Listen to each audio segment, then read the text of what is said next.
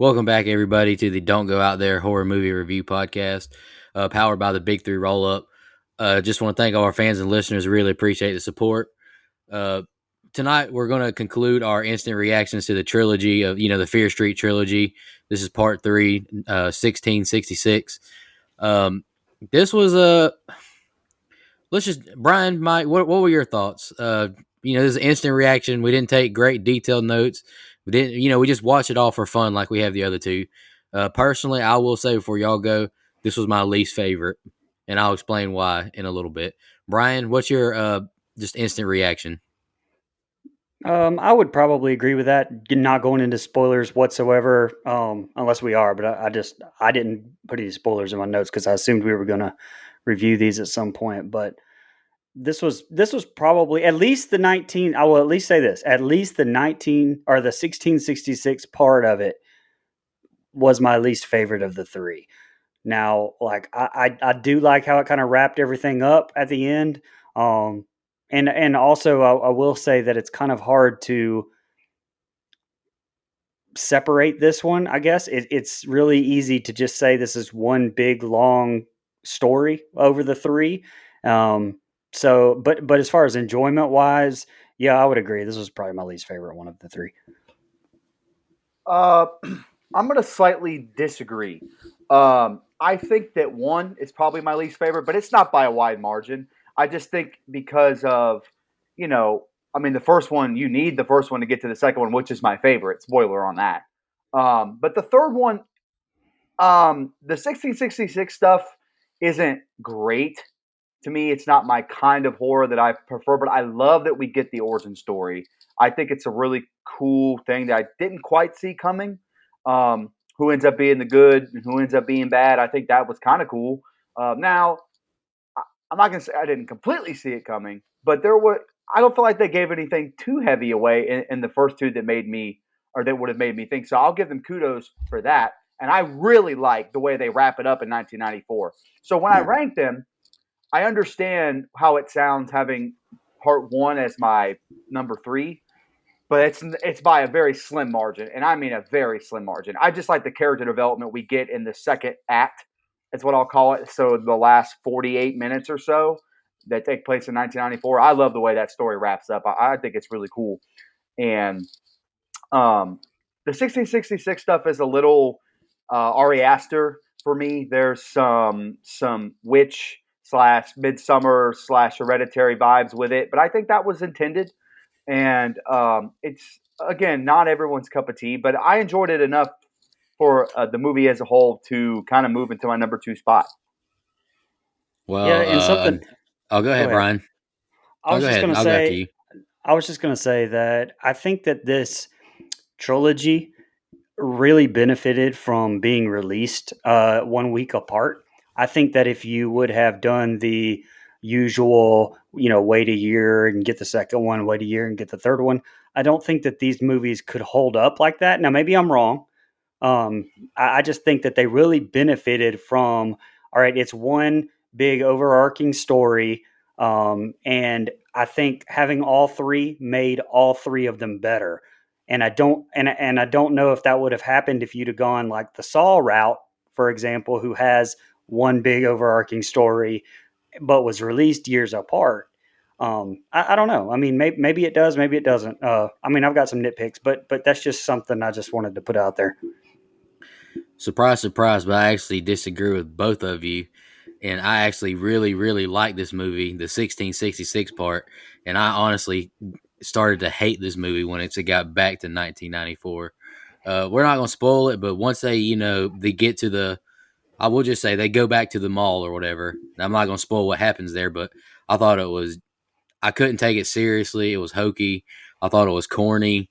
I honestly hated that part. I liked the 1666 part. I thought the church scene I thought was very Yeah, creepy. absolutely. I actually really enjoyed the first part. The ending is what completely lost me of it. But I still, I like the movie. Well, I But like both. I like both parts. I want to make that clear. I just prefer the second act to the first because it's my, it was a little more fun. But I get what you're saying. But to me, the last act kind of reminded me of Stranger Things. The the last Yeah. season as far as involving them all and the way it was Yeah. lit and the way it was shot. So maybe that's why I enjoyed it in my brain. I know you like Stranger Things too, so that kind of surprises me a little bit. I was like, But what is this, Home Alone?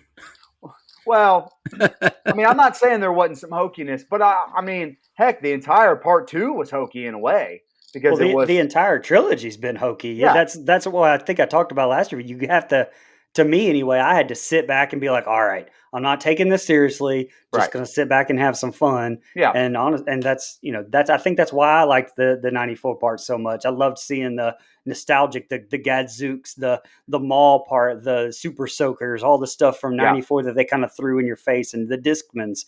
I loved that. But I agree that it was cheesy, but that's kind of what this whole thing to me has kind of been. That's kind of what Goosebumps and Fear Street to me has always been. But like everyone likes some cheese, but they don't like all cheeses. You know what I'm Right. saying? I thought that was just too cheesy to me personally. Well, It didn't work for me.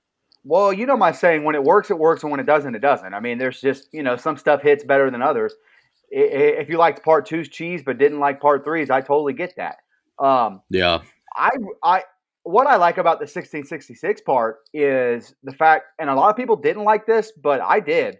I like that they took most of the cast from part two and stuck them in the bodies or characters of in part three. I think that was kind of fun. A lot of people had a problem with it, and I get that. But for me, it just kind of helped me identify the act. Okay, we've seen these actors before; they're playing different Right. characters. But that's very American Horror Story. They do that a lot, where Yeah. Yep. they continue the cast, but they keep they change the characters, but they keep the cast. And I think that's kind of the vibe I got from that, and I liked it. I thought it was really good. I thought Sarah Fierce / Dina, great job. I think it was awesome. I think Ashley Zuckerman does a great job playing all the goods as the timeline goes. So I really liked it, and I actually thought he was great as Solomon in this third part. Yeah, I have no issue with acting. I think it was fine. I personally, I'm with you, Mike. I like seeing the same characters because we were already familiar with them, so I liked it. I do wish we would have had a little more Sadie in it, but I Yeah, won't. I won't complain just because I like her in general. I really liked her character in the second one and in Stranger Things. I would have liked to see her a little more, but yeah, I agree with that. Brian, any more thoughts? Well, I actually, at first, and I will admit, at first, it did kind of bother me that it was the same actors and actresses playing this different part. I mean, and then I kind of thought, you know what? Like, I don't know how else that could have even been done. Like, you have to get across that these are ancestors to these people. And I don't know of a way that you could have done that. Now, maybe I'm just not a good writer, but maybe a good writer could have done that. But I was like, you know what? That's fine. I get it. Now, I may not have wanted it, I guess, but wholeheartedly. But props to Keanu Madeira for playing both Dina and Sarah Fear. She's actually left-handed, and Madeira in real life is ambidextrous, so it kind of worked out perfect for her playing the Sarah Fear part. But I don't know. I would have liked to have props to.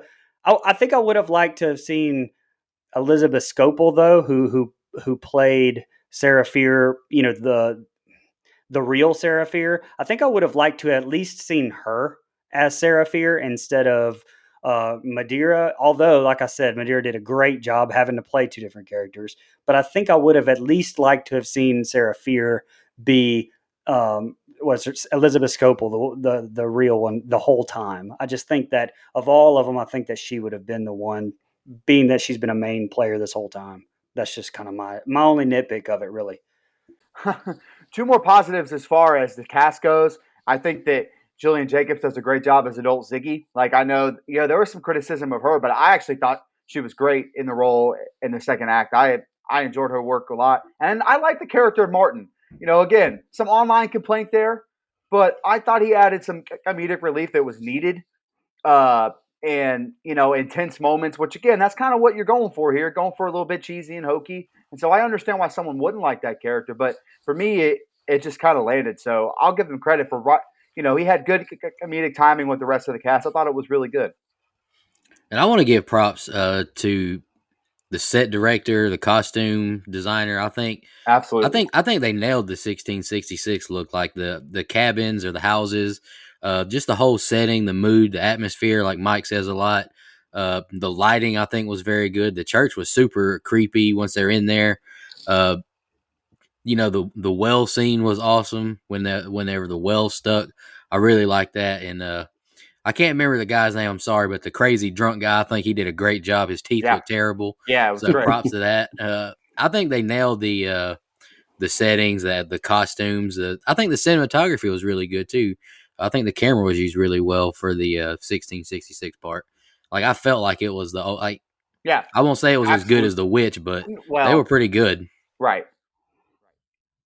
I mean, I agree. I think I say this in every show almost now because I guess we've been picking some good ones, but the cinematography was fantastic. It's great. I think this feels like 1666, and so props to the people. The exact same thing you just said, Nico. Props to everyone involved in that and making it feel that way. Just a completely different vibe from the first two movies. Not even close to the same, and obviously that's for reason. Right. I mean, it's shot the same for the most part, obviously, but it doesn't feel the same. And I think that deserves a lot of credit because it'd be real easy to fall back on just, kind of making it kind of feel like 1666. No, man, I thought they did a really great job of making me feel like I was in those times where everyone was a witch that didn't, follow this strict set of rules. And I thought really, it did remind me a lot of The Witch, and I think that was on purpose. I think clearly there's some inspiration there.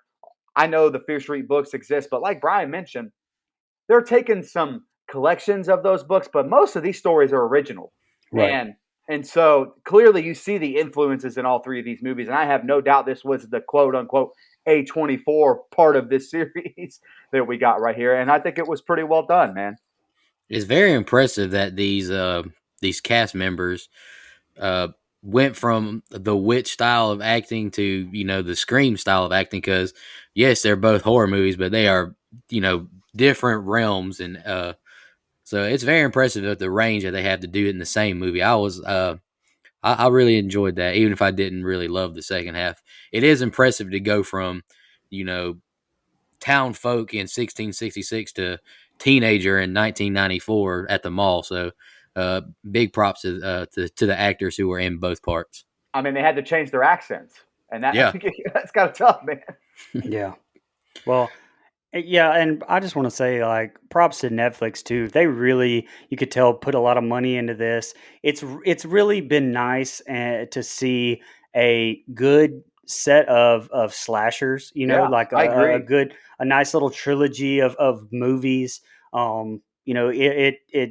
It gave me something that I've been looking for a while that we don't get very much of nowadays. And I can tell that they really spent a lot of money and time, got some really good actors and actresses to do this. They really put a lot into it, and it was nice to see. So hopefully we get some more of these coming down the line. It's no wonder that it's been honestly such a hit to everybody that I've seen online. Absolutely. And, to piggyback off you, this has been kind of going around for a couple of days, or really ever since the series came out with the first episode or the first part, excuse me, that like it's kind of reviving the slasher genre, which we touched on last week. And but I think there's some truth to it. And I do think what this series has done is found a nice balance line where Yeah, it's not all cheese slasher. Like when you think of like Sleepaway Camp or like, My Buddy Val, stuff that's really just over the top cheese, but it's enjoyable.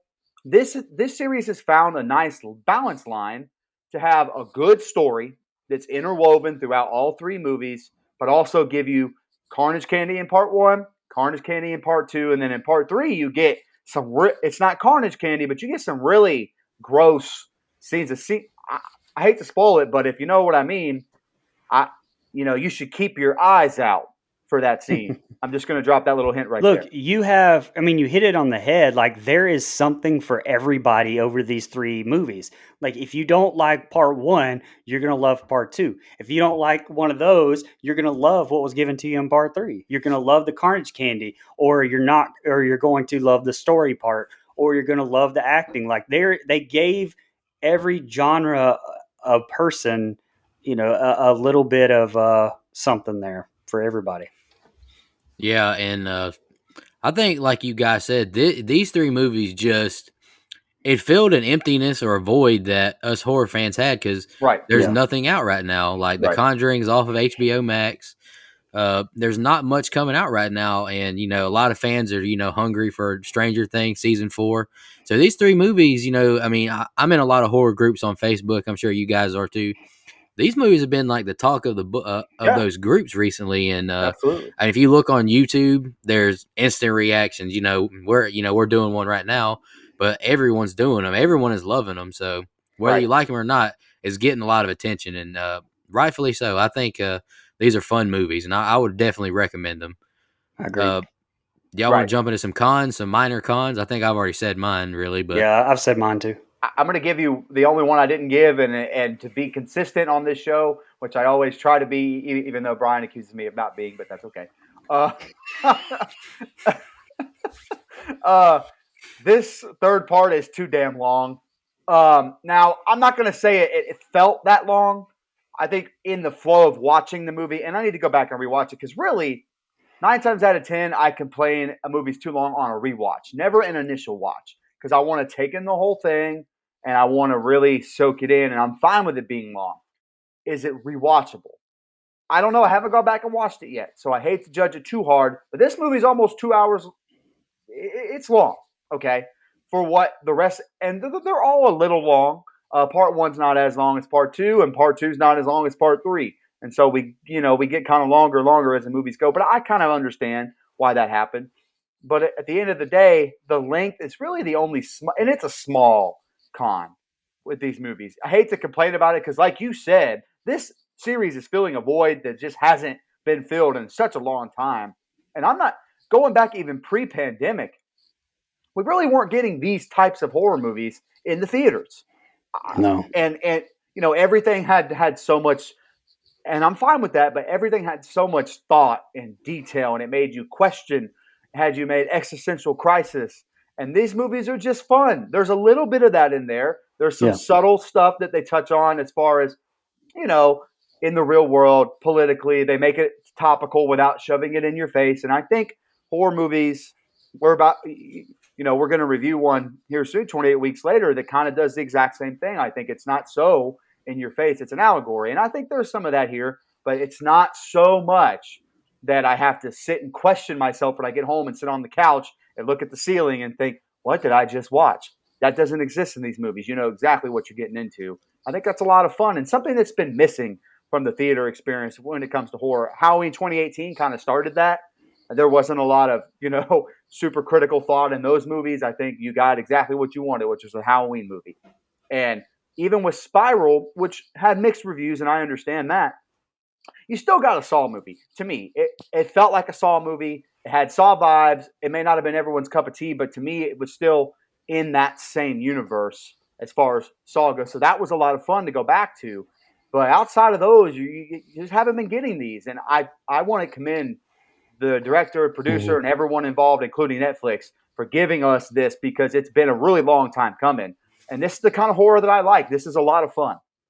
Well, with Spiral, with Halloween 2018, yeah, they gave you what you wanted. It's the slasher, but these franchises had so much baggage over all of these years that you're such a fan of Halloween. You are like going in like looking like I need to see this. I need to see this. Or Right. I'm going to be pissed. Like don't screw this up. Oh, I love it. Right. But these you were able to just sit back, kick back, relax, like enjoy it, and Absolutely. that's something I haven't been able to do in a long time watching a slasher, no doubt. Absolutely.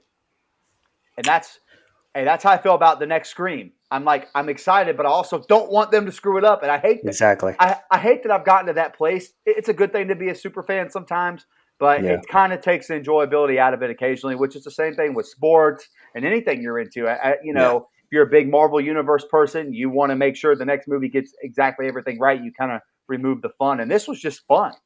Yeah. Absolutely. I think I agree with you, Mike, though. I do think the second watch, just after seeing this one, I don't know. I think the runtime may, just because I know it's coming, I think the runtime will affect it a little bit. Y'all got any more thoughts before we, it's just an instant reaction. We ended up going almost 50 minutes last week. I don't think we need to go that long this week. Any more final thoughts before we close this out?